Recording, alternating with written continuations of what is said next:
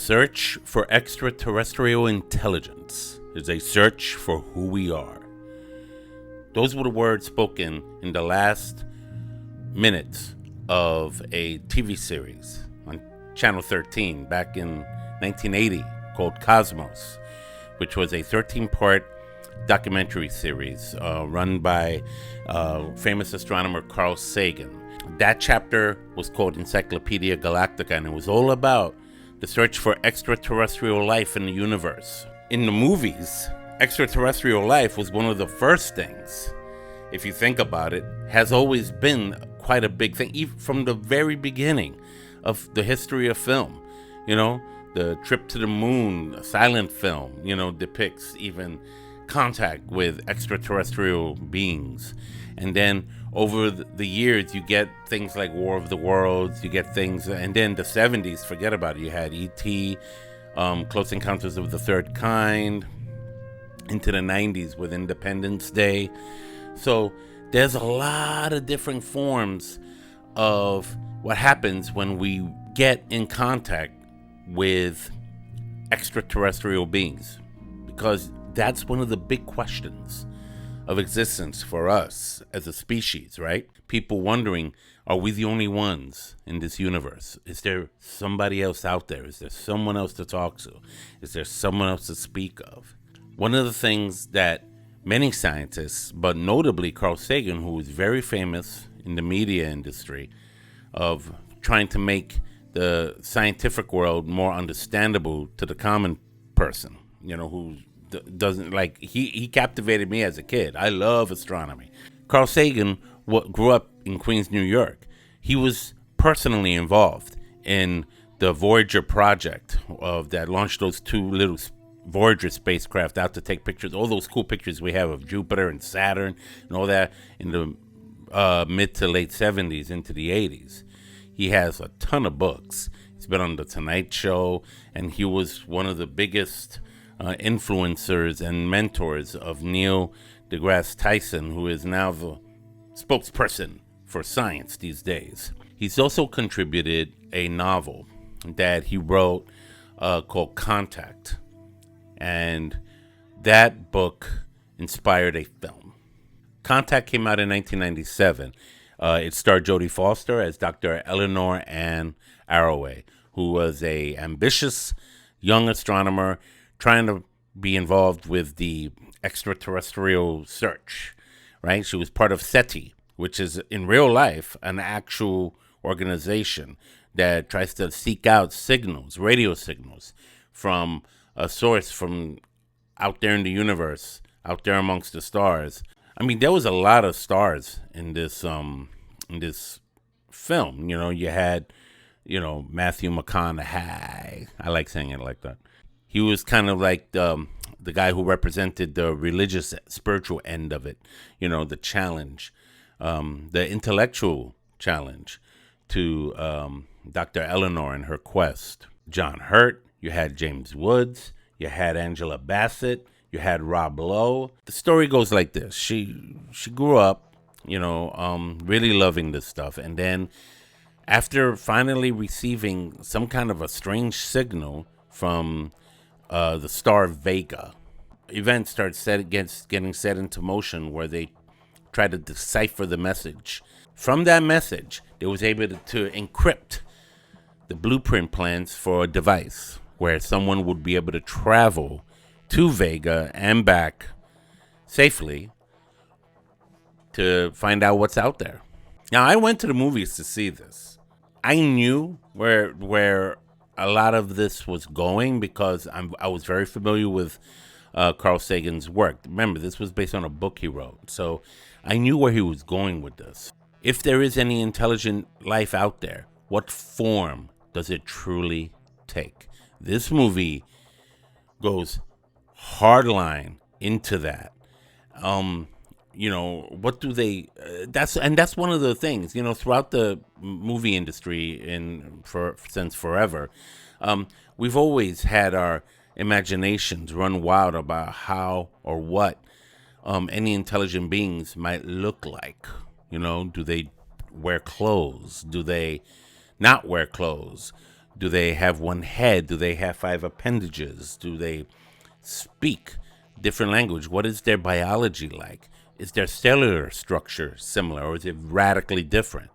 Do they have a culture or politics or religion or waves of culture we can't even start thinking about because it's that beyond us? This movie actually tackles all of those questions to the point that, to be honest with you, it didn't leave a good taste in the mouth of many viewers. The backlash was that a lot of people didn't like this movie. And I believe it's because, personally, they did not know Carl Sagan. They did not really, most of the people watching this were probably not familiar with his work, what he did, how much he contributed to the scientific community in the 60s and in the 70s especially, and into the 80s. I mean, like I said, this guy, was our modern day genius. He taught from Cornell University. I personally wrote a letter to him when I was in middle school because I was so enthralled with the Cosmos TV series. Yeah, I was all geeked out here. People got upset. People got upset that when they finally got to see the alien being that sent this message out, they said, "Oh man, it was his father." Did you ever see that movie, Contact?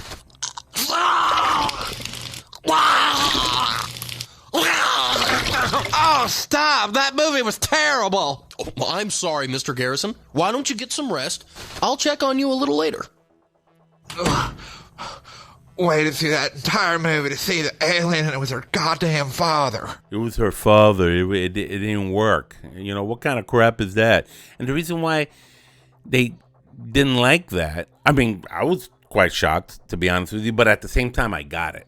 I did get it because, I was like, okay, you have to understand, alien intelligence may not be coming to us with lasers, may not be popping out of a ship ready to eat you alive with their tentacles that you got to punch out after you parachute down.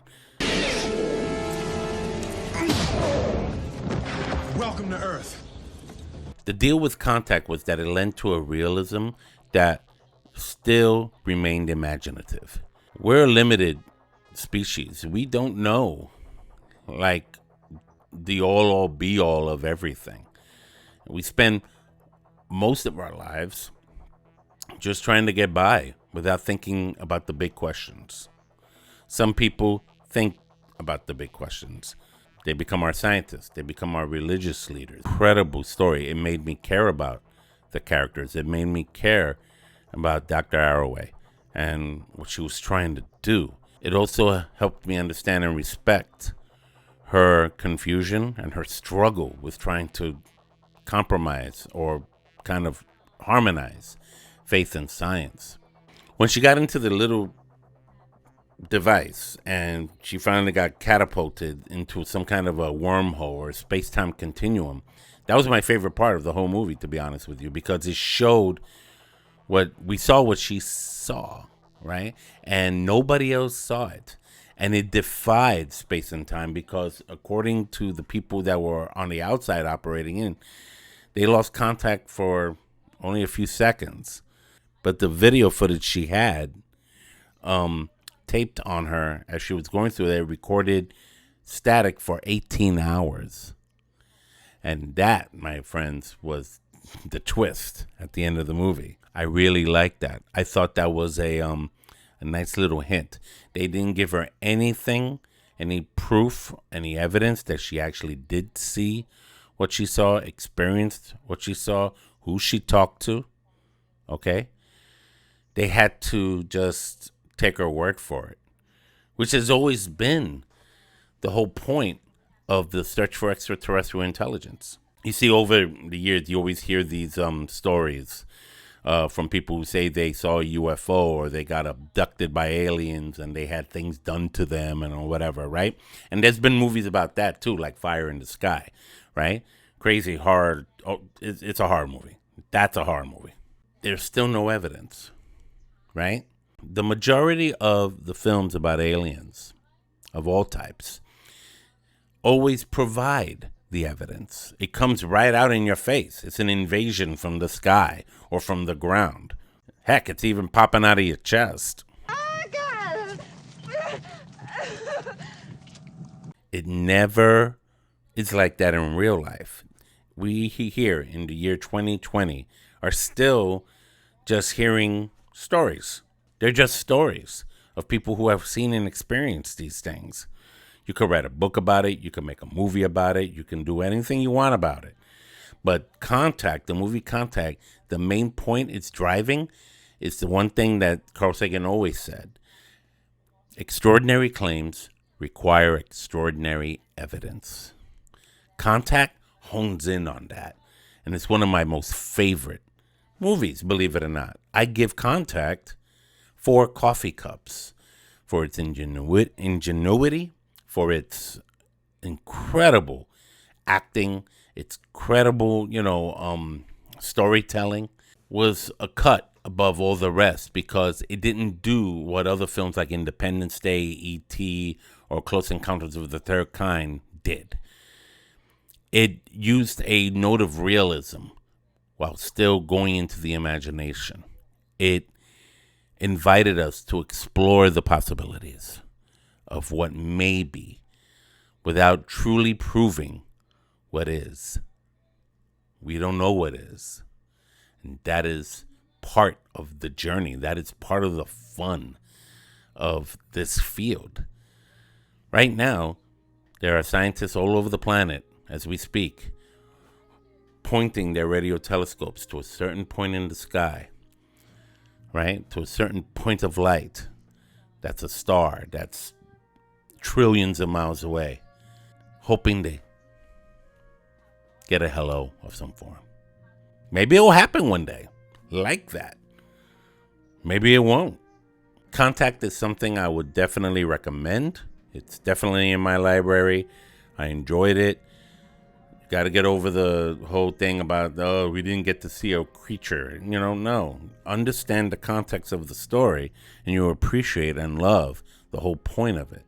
I have a few Carl Sagan's books. Again, I've read this stuff, and there's so much to learn, so much to experience in regards to the realm of astronomy, in regards to the whole search for extraterrestrial intelligence. We might be looking in the wrong places. Contact challenges us to look in other places besides the obvious. Carl Sagan, God rest his soul, left us right before the movie came out. I believe he passed away in 1996. But if there's anything that we can take away from this great man who lived among us for a little while, is that he gave us things to think about, things to imagine, and things to hope for in the search for our place in this universe. Let me know what you think. Talk to me. Comment below. Do you hate Contact? Does it suck to you? Is it something worth another watch after all these years? Let's find out. We can find out together. Let's talk about it down below in the comments. Make sure you subscribe. Make sure you tap on the bell for future horror and coffee content. That way, we can explore all of these questions and all of these things together. It's a lot of fun. It's Ralph Perez, Horror and Coffee. Take care.